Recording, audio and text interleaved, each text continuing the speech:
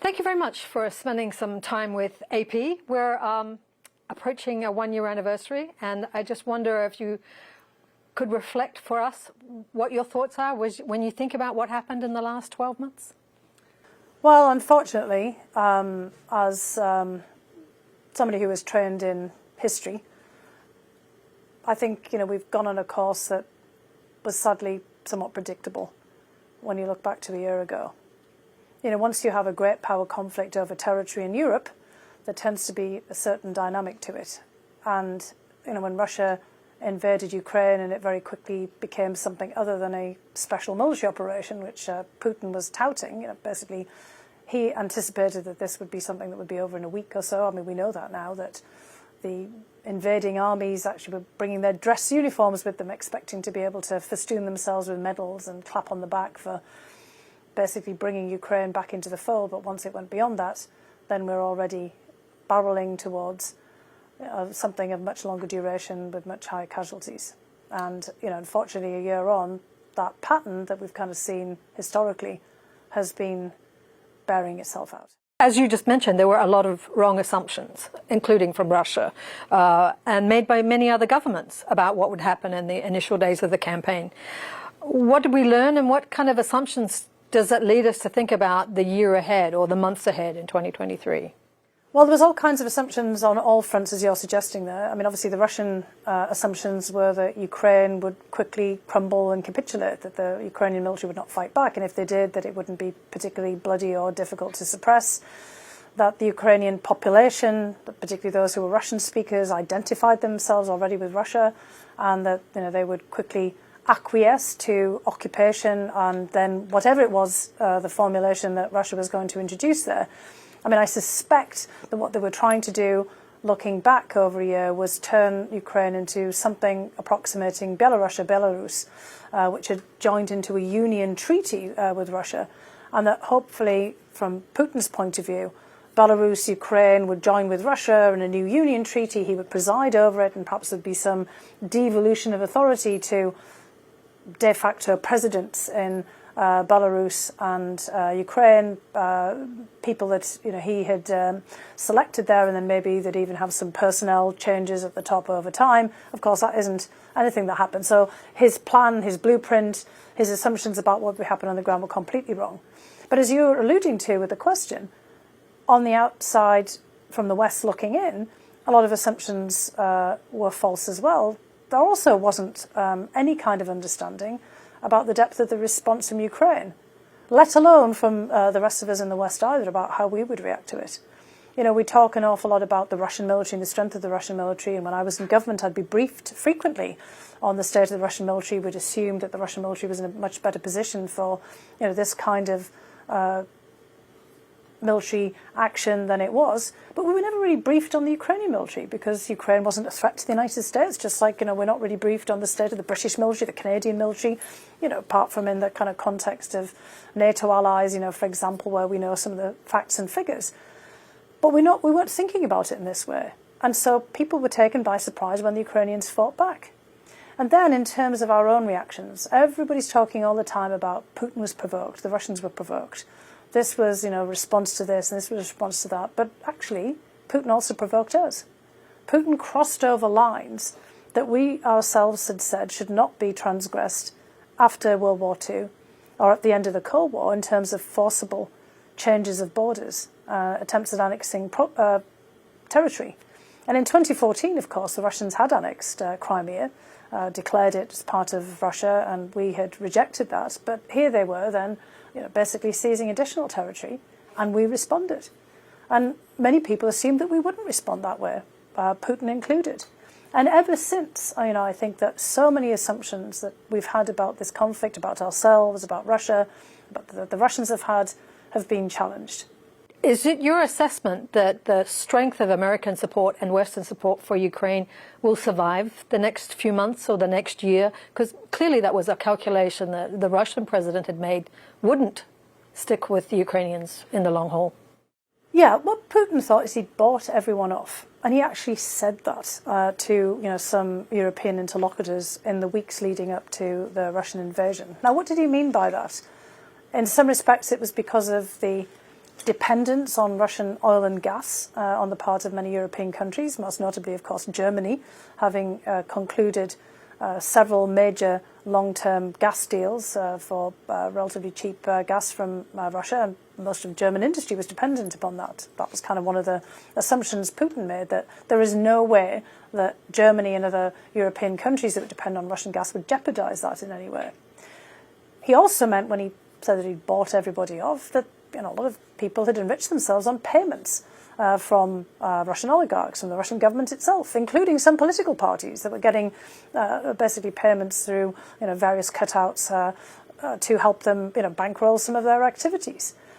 There were, of course, lots of payments going in a much more legal fashion and above-board fashion to all kinds of companies that were exporting goods to Russia, basically lawyers and all kinds of consultants on the pay books of all kinds of Russian companies. You could go on and on and on. And Putin believed that Russia was indispensable in that regard. So, he was quite shocked by the idea that suddenly there would be this kind of response from Europeans. Now, we know, looking now a year out, that not just the sanctions that have been applied, but some of the companies saying that they were going to pull out of the market, it hasn't been quite what we'd anticipated. Many companies from the West that had previously been operating in export to Russia have just moved locations.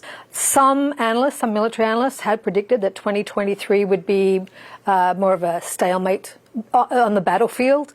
So how has the adoption of more armament from the West, including the Leopard tanks from Germany and the US M1 Abrams, changed that calculation? Well, one thing to bear in mind is that all of this equipment doesn't arrive overnight, and people have to be trained. Servicemen in Ukraine have to be trained to use this. And there's a long time lag. It's not as if it's changed it with the announcement. Although it might start to change Russia's calculations, which actually might in fact spur them to do something sooner, rather than later, rather than waiting, for all of this major hardware to show up on the scene. I mean, what we've, seen repeatedly is that the battlefield has changed, and we've had to, adapt our own responses to it. This is what I meant, at the very beginning when I said that, when you look historically, there's a dynamic and a pattern that eventually takes hold if a conflict's not over with right away.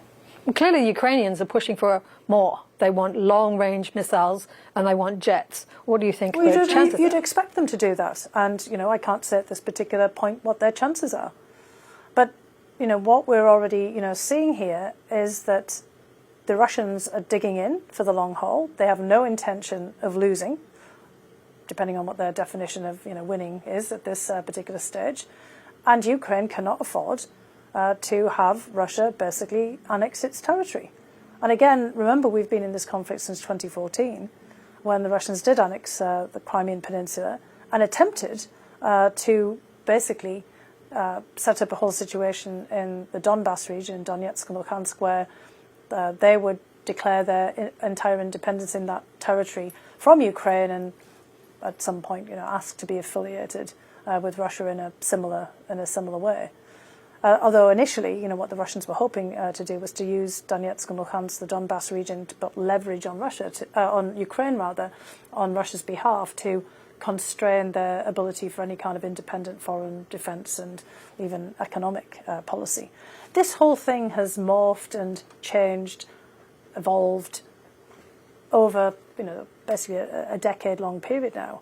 And that's, what we're seeing, on the ground as well. I mean, I can't say what the course of the battlefield was going to be, but if you look back, to 1914 and the beginning of World War I, and the way that basically that devolved very quickly into basically a grinding war based around front lines that really didn't move all that far, and trench warfare, you can see some elements of that emerging here as well.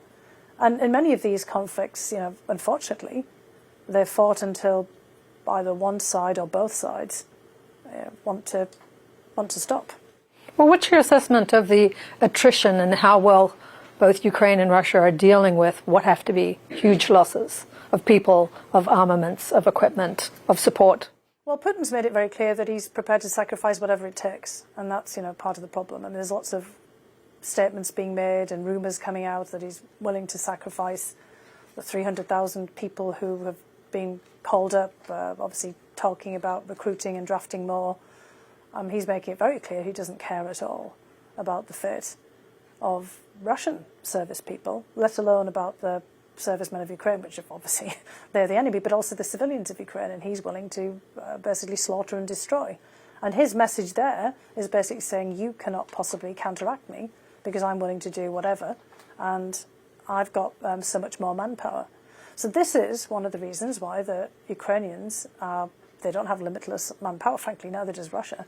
And I'm going to, just in just 1 second, give an illustration of that. But that's why the Ukrainians are asking for more and more armaments, because they want to have a decisive technical shift on the battlefield, whether this is feasible or not. I mean, this is all for military observers and experts to determine, and I'll be frank right away, I'm not that person. So, asking people who have had experience in the battlefield is very important. But if we think about the way that Russia thinks about this, and we go back to both World War I and World War II. So in World War I, in 1900, Russia, as the Russian Empire, so a much bigger territory and a much bigger population than just Russia itself, was the fastest growing population in Europe. After World War I, absolutely not, because there'd been so much devastation and so much loss. And in fact, it was World War I that triggered off the collapse of the Russian Empire and the Russian Revolution and everything that we know after that. World War II, again, as the Soviet Union, everybody talks about 20 million Russians lost. But it's not Russians. It's also Ukrainians and Belarusians and Armenians and Azeris and Kazakhs, because it was the Soviet Union, again, a much bigger population. We also talk about Afghanistan and the 14,000 losses for the Soviet Union then. Again, a much larger population than Russia. And we're already talking about 100,000 casualties in Russia, maybe even more, which is battlefield losses in terms of people killed, as well as those who've been grievously wounded and will not return to the battlefield. And, the way we always talk about that, part of this is because Russia was the successor state to the Soviet Union. But we actually forget that all of these other periods of great wars, both the Great War, as we call it in the West, the First World War, and then the Great Fatherland War of World War II, that the Russians use as their touchstone, this was fought over a much larger territory by peoples other than Russians. I mean, the Russians, of course, were core, but there was so many, including Ukrainians. And that war was also fought on Ukraine, on Ukrainian territory.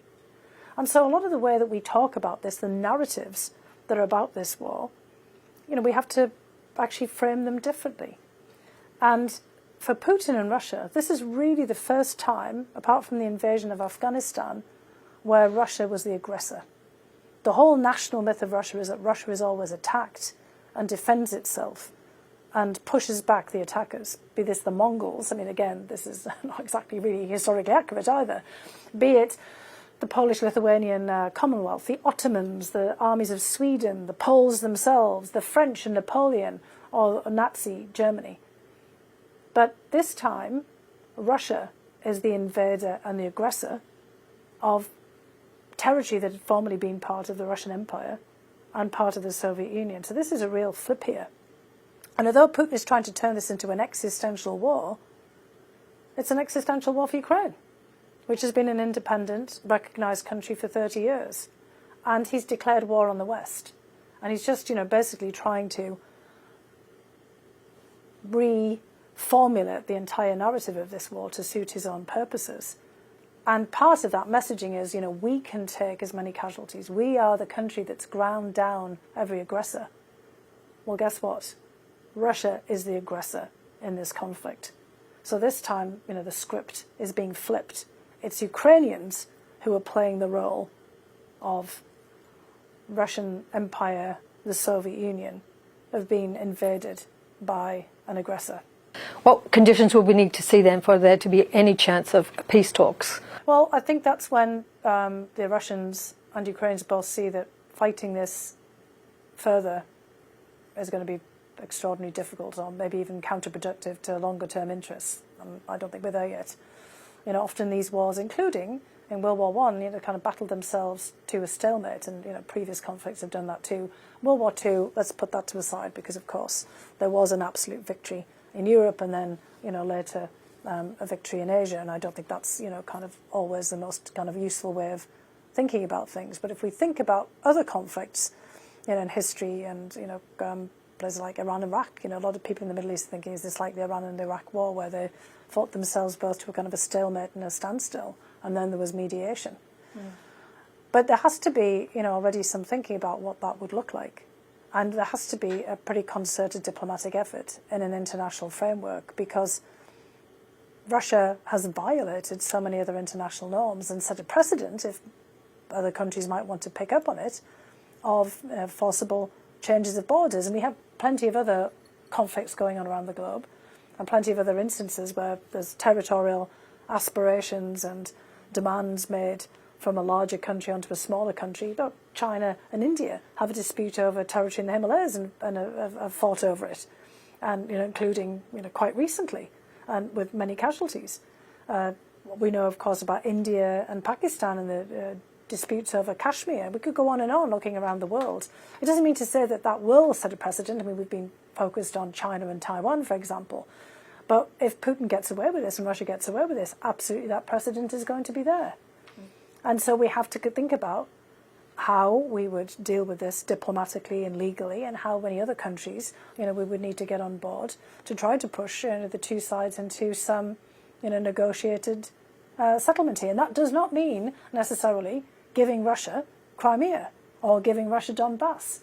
There are other arrangements where territory can be put under special international arrangements. And as I said, many people have been looking at this and thinking about some of the previous legal regimes under the auspices of the United Nations, or some other formulation here for making that happen. It's just going to be, unfortunately, very difficult to get there.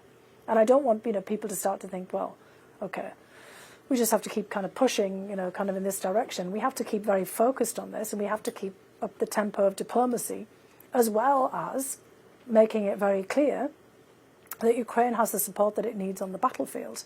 Because what Russia is hoping for, what Putin is hoping for, is that support for Ukraine dissolves, that it goes away, and that Ukraine is left exposed, and then that Russia can force Ukraine to capitulate and give up on its territory.